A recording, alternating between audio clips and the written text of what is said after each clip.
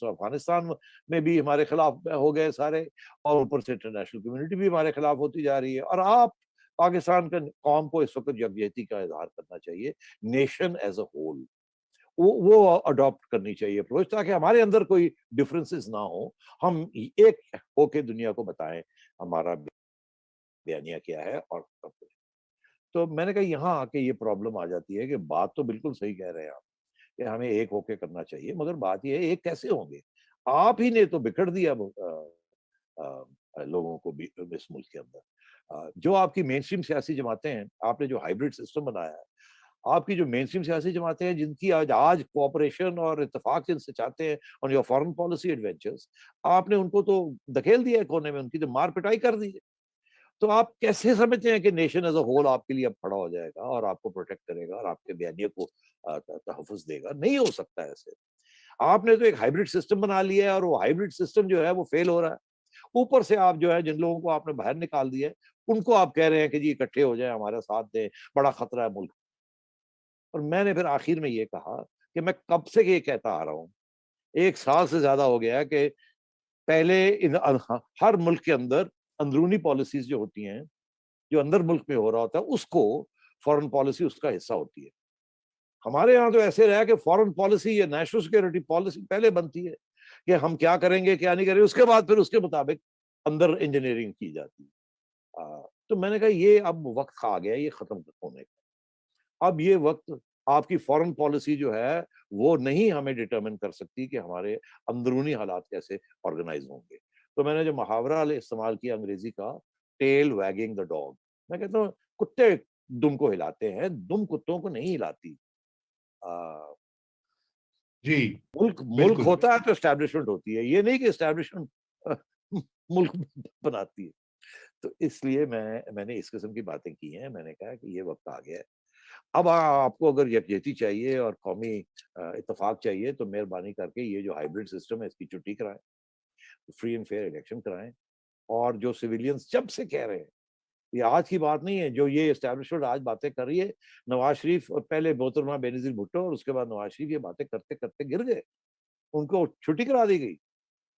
और आज आप खुद उस वही बातें कर रहे हैं जो जिनकी वजह से आपने 2 हमारे लीडर्स को, इलेक्टेड लीडर्स की छुट्टी कराई है वन आफ्टर द अदर। तो अब अगर आपने चाहते हैं कि मुल्क इकट्ठा हो जाए और ये जो हमें खतरे आ रहे हैं हर जगह से इनको कॉम्बैट करना है, तो फिर आपको ये जो सारा ड्रामा आपने किया हुआ है इसको बंद करें, आप पीछे हटें, फ्री एंड फेयर इलेक्शन कराएँ, सिविलियंस आएँगे वो सँभाल लेंगे ये सारी चीज़ को, बिकॉज़ अवाम सिविलियंस की बात मानती है। आपकी अपनी जी, क्रेडिबिलिटी इस वक़्त बड़ी लो है। अगर आप समझते हैं कि इंटरनेशनल कम्युनिटी में आपकी क्रेडिबिलिटी अच्छी नहीं है, तो आपका क्या ख़्याल है पाकिस्तान के अंदर आपकी क्रेडिबिलिटी ख़राब है?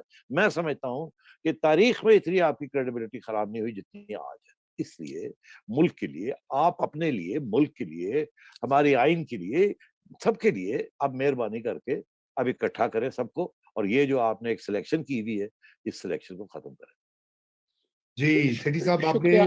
तो बहुत ही उर्दू अंग्रेजी में पढ़ा हुआ चीज़ और होती है, उर्दू में जो आपने बयान किया है वो तो बहुत खतरनाक है, सारी बातें।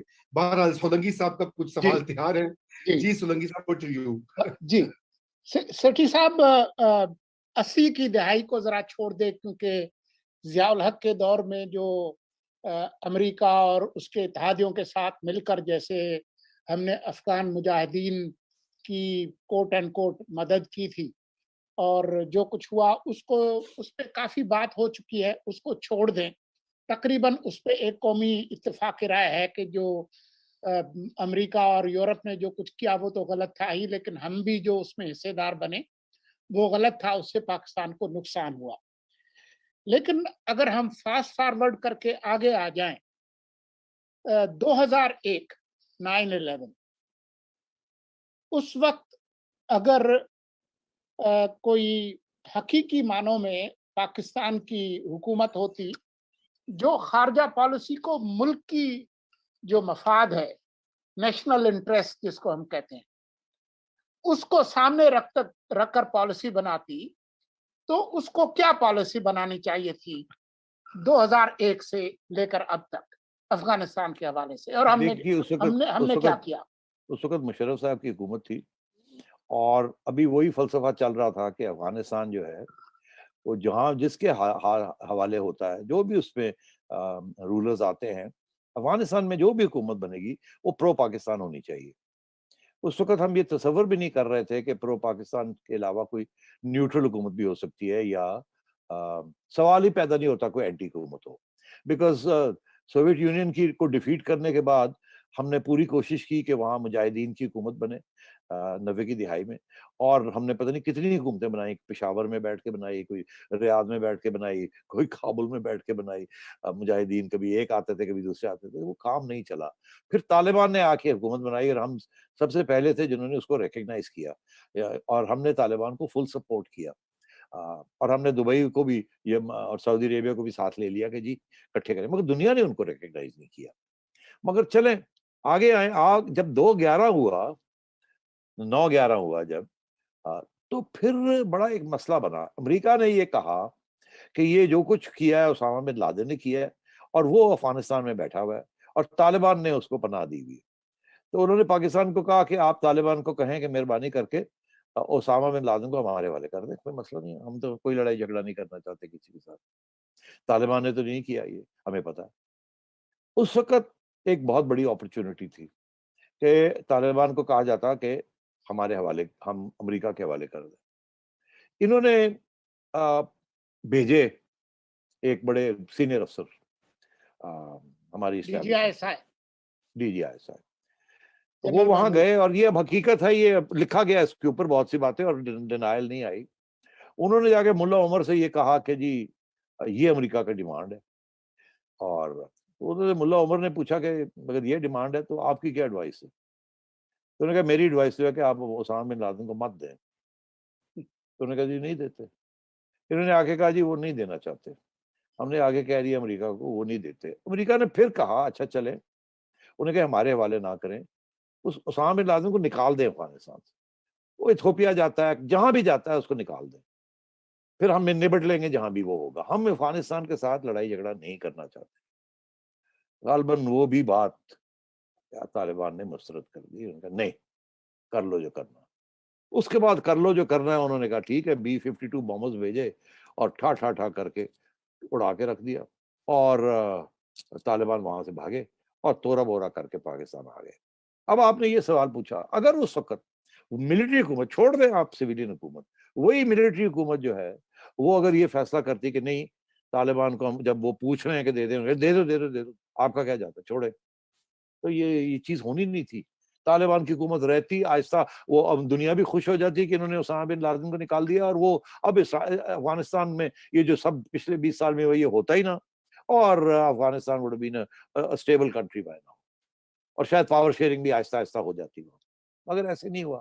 اب آپ پوچھ رہے ہیں کہ سویلین گورنمنٹ ہوتی وہ کرتی کہ نہ کرتی، دیکھیے سویلین حکومت کا ایک ٹریک ریکارڈ رہا ہے، خواہ وہ بے نظیر بھٹو کی ہو یا نواز شریف صاحب کی ہو، وہ ٹریک ریکارڈ یہی تھا کہ نیبرز، جس نیبرہڈ میں ہم رہتے ہیں یہاں ہم پنگے نہیں لے سکتے، ہمیں انڈیا کے ساتھ بھی بنا کے رکھنی ہے، ہم نے افغانستان کے ساتھ بھی بنا کے رکھنی ہے، فوکس کرنا ہے ہم نے اپنی غربت کے اوپر اور اپنی ڈیولپمنٹ کے اوپر، اور یہ جو لڑائی جھگڑے ہیں یہ ہمیں کوئی فائدہ نہیں دے رہے اس کا۔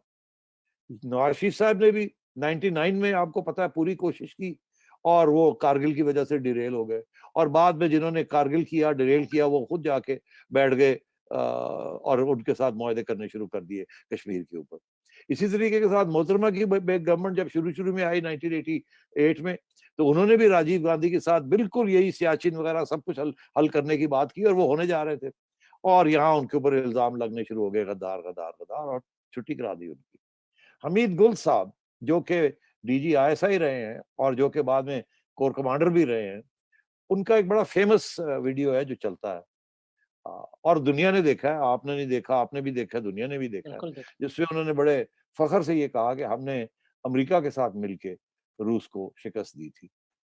اب آگے دیکھیے، ہم امریکہ کے ساتھ مل کے امریکہ کو شکست دیں گے، تو امریکہ کو تو مطلب میرا خیال ہے کہ یہ بات سب کو چبھی ہے باہر بیٹھ کے، اچھا اسی لیے وہ آپ پہ الزام لگاتے ہیں کہ ڈبل کراس ہمیں کیا اور پیسے لے لیے ہم سے، تو اب آپ کا سوال سویلین ہوتے تو وہ بالکل صحیح طریقے سے اس کو ڈیل کرتے، اور انڈیا کے ساتھ بھی جو آج کل جو حالات ہوئے ہیں یہ نہ ہوتے، इंडिया के साथ भी कोई ना कोई डील हो जानी थी।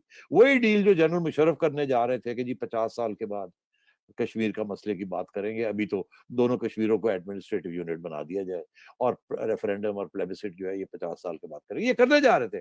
1 साल मुशर्रफ और रह जाते तो ये डील हो गई थी। मगर जब ये करते हैं तो ठीक है, अगर आप करें तो वो ठीक नहीं है। तो अब बात ये है कि आपके सवाल का मैंने जवाब दे ही दिया। सिविलियंस हमेशा वॉर नहीं चाहते, और वो हमेशा ये चाहते हैं कि किसी तरीके के साथ उनकी हुकूमत स्टेबल हो, वो इकोनॉमिक डेवलपमेंट करें। वो और बात है, इकोनॉमिक डेवलपमेंट थोड़े बहुत वो खींच लेते हैं पैसे शैसे ही अपने, अल्लाह अल्लाह खैर सदा, मगर they are not war Munger's. उन्हें पता है कि वॉर जो है ना इज एंटी डेमोक्रेसी। जमहूरी रियासतें जंगें नहीं करती जब तक उनके ऊपर जंग मसलत ना की जाए। आमतौर पर अमेरिका जो है वो एक जमहूरी रियासत भी है मगर एक साम्राज्य भी है। आम तौर पे जो साम्राज्य नहीं होते, जो इंपीरियलिस्ट नहीं होते, वो बिल्कुल ऐसी काम नहीं करते। वो फोकस करते हैं अपनी आवाम के ऊपर, उनकी भलाई के ऊपर और उनकी अपने रियासत के इदारों के ऊपर।